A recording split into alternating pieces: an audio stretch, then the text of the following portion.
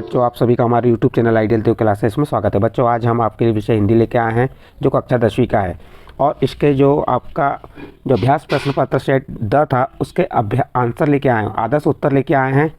और चलिए देखते हैं इसके आदर्श उत्तर क्या हैं। जो आपको सेट कहाँ मिला है, ये पेपर में दिया गया है। इन सेटों की चारों सेटों की तैयारी आप अच्छे से कर लीजिए और आप अच्छे अंक प्राप्त करके पास हो सकते हैं।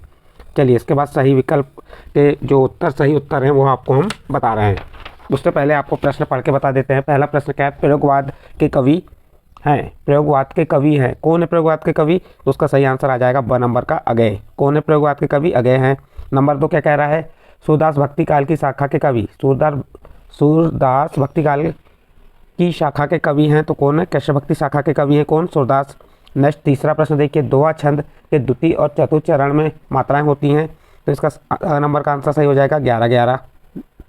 नेक्स्ट प्रश्न है, नेताजी की मूर्ति तैयार करने वाले मूर्तिकार का नाम है तो उत्तर में आ जाएगा मोतीलाल। फिर अगला प्रश्न, किसी कार्य का करने या होने का बोध कराने वाले शब्द को क्या कहते हैं? तो क्रिया शब्द कहते हैं। इसके बाद आपका 6वां नंबर का प्रश्न क्या कह रहा है, भोलानाथ के पिता आटे की गोलियां गंगा जी में प्रभावित करते थे। कितनी गोलियां? 500 गोलियां। तो इस प्रकार आपके जो सही विकल्प थे वह बता दिए। इसमें पहले का क्या आ जाएगा, आपका पहले का ब आएगा, दूसरे का द, तीसरे का अ, चौथे का स, पांचवें का ब और छठवें का द। इसके बाद रिक्त स्थान खाली स्थान भरिए। ये भी 6 अंक के आएंगे आपको। प्रश्न में क्या कह रहा है, रिक्त स्थान में सही शब्द का चयन कर लिखिए। पहला प्रश्न क्या है, विश्व के सकल जन गर्मी से खालिस्तान हो रहे हैं, भ्रमित व्याकुल द्रवित। तो आंसर आ जाएगा व्याकुल। सेकंड नंबर प्रश्न क्या कह रहा है, स्थायी भावों के उत्पन्न होने के कारणों को खालिस्तान कहते हैं। तो स्थायी भावों के उत्पन्न होने के कारणों को क्या कहते हैं? 3 ऑप्शन दिए, विभाव, अनुभाव, आलंबन। तो इसका सही आंसर आ जाएगा विभाव। नेक्स्ट क्वेश्चन है आपका, कविता के रचना विधान को खालिस्तान कहते हैं तो क्या कहते हैं? उसे छंद कहते हैं। बाल गोविंद भगत पाठ गद्य की खालिस्तान विधा के अंतर्गत आता है तो इसका सही आंसर आ जाएगा रेखा चित्र विधा के अंतर्गत आता है। जिन वाक्यों से किसी कार्य के ना होने का बोध होता उसे खालिस्तान वाक्य कहते हैं तो उसे निषेधात्मक वाक्य या निषेधवाचक वाक्य कहते हैं।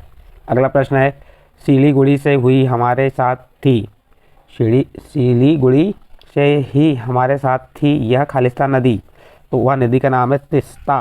कौन सा नदी आ जाएगा? इसका खालिस्तान में तिस्ता नदी आ जाएगा।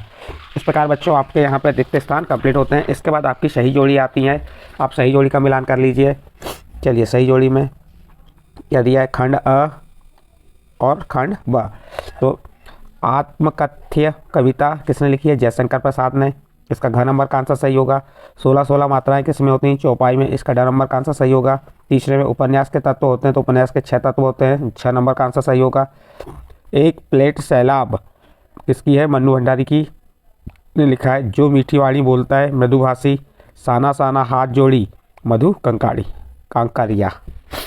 तो इस प्रकार से यहाँ पे आपके सही जोड़ी का हमने मिलान करके उनके सामने सही आंसर आपको बता दिए। इसके बाद प्रश्न नंबर 4 आता है। प्रश्न नंबर 4 में दिया, एक वाक्य में उत्तर लिखिए। चलिए प्रश्न नंबर 4 के एक वाक्य का उत्तर देख लेते हैं हम। प्रश्न क्या है, मुख्य गायक की आवाज़ कैसी होती है? तो आप उत्तर में बता देंगे, मुख्य गायक की आवाज़ भारी व गंभीर होती है।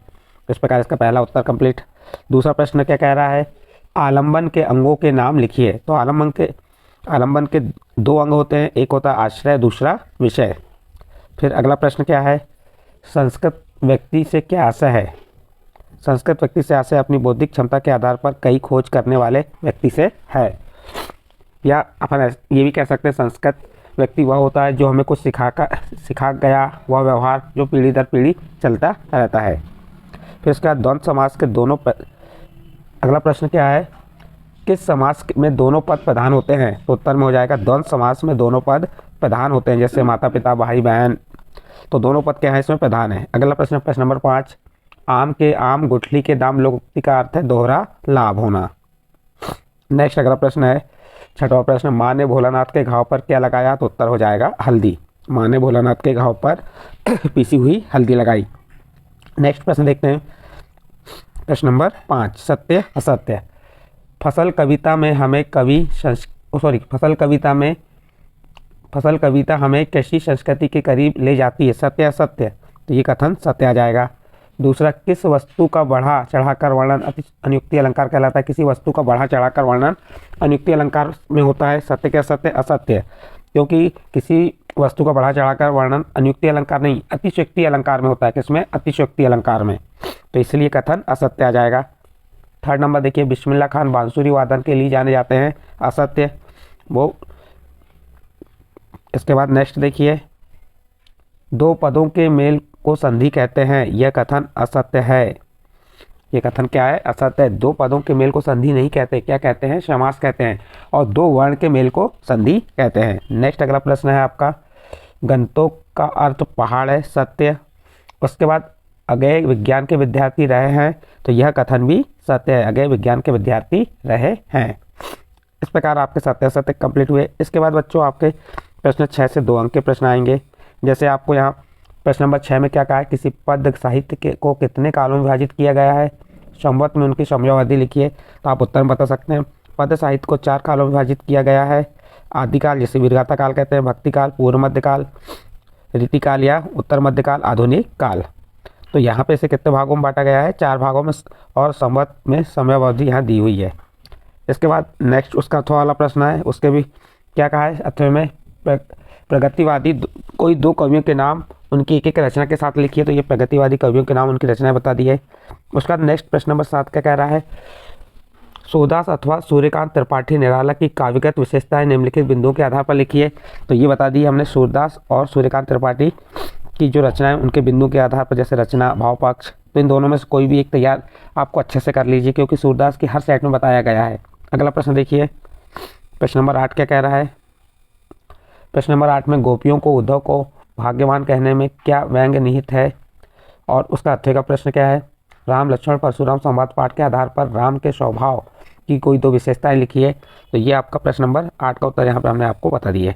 ये आप यहाँ से देख के उसका उत्तर लिख सकते हैं। इसके बाद प्रश्न नंबर 9 देखिए, प्रश्न नंबर 9 में क्या दिया है, कविता का शीर्षक उत्साह क्यों रखा गया।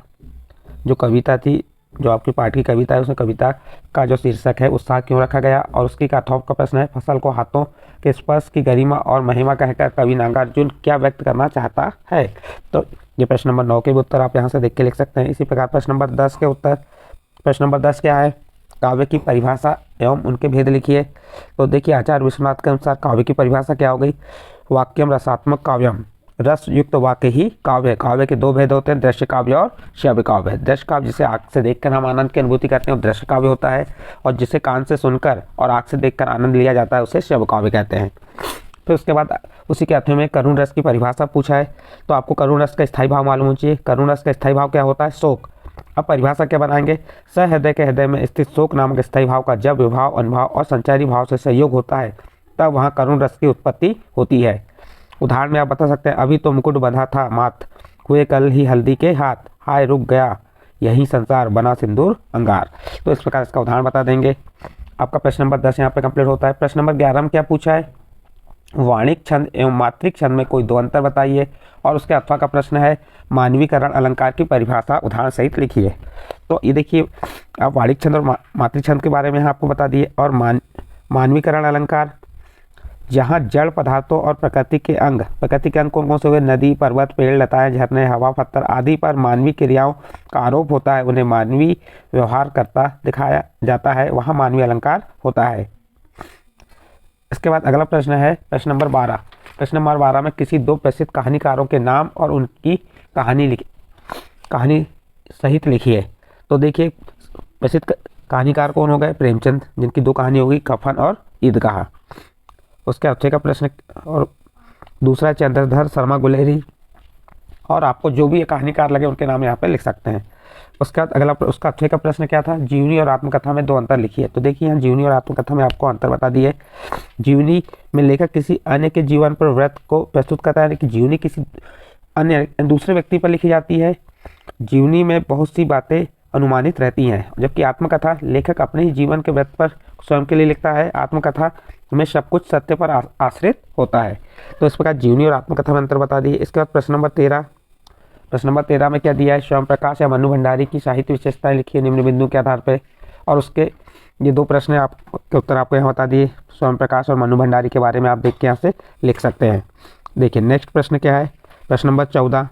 प्रश्न नंबर 14 का उत्तर दिया हुआ है, यहाँ पे आप देख के लिख सकते हैं। प्रश्न नंबर 14 क्या था, सेनानी ना होते हुए भी चश्मे वाले को लोग कैप्टन क्यों कहते थे, और उसका अथवा वाला प्रश्न भी, बाल गोविंद भगत के व्यक्तित्व और उनकी वेशभूषा को का अपने शब्दों में चित्र प्रस्तुत कीजिए। इसी प्रकार 15 नंबर का प्रश्न का उत्तर भी दिया हुआ है, यहाँ देख सकते हैं आप। 15 नंबर का प्रश्न क्या है, लेखिका मनु भंडारी के व्यक्तित्व पर किन किन व्यक्तियों का किस रूप में प्रभाव पड़ा। और उसी के 8वें प्रश्न पूछा है, बिस्मिल्लाह खान को शहनाई की मंगल ध्वनि का नायक क्यों कहा जाता है। फिर उसका प्रश्न नंबर 16 में भी दिया हुआ है। प्रश्न नंबर 16 में क्या दिया है, वाक्यांश के लिए एक शब्द। संसार भर में प्रसिद्ध कौन होता है, विश्वविख्यात, जिसकी उपमा न दी जा सके, अनुपम। और उसके बाद आपको संधि और समास में अंतर पूछा है। देखिए, संधि और समास में अंतर, संधि में वर्णों का मेल होता है, संधि 3 प्रकार की होती है, और समास में पदों का मेल होता है, समास 6 प्रकार के होते हैं। इस प्रकार आपका प्रश्न नंबर 16 भी कंप्लीट होता है यहाँ पे।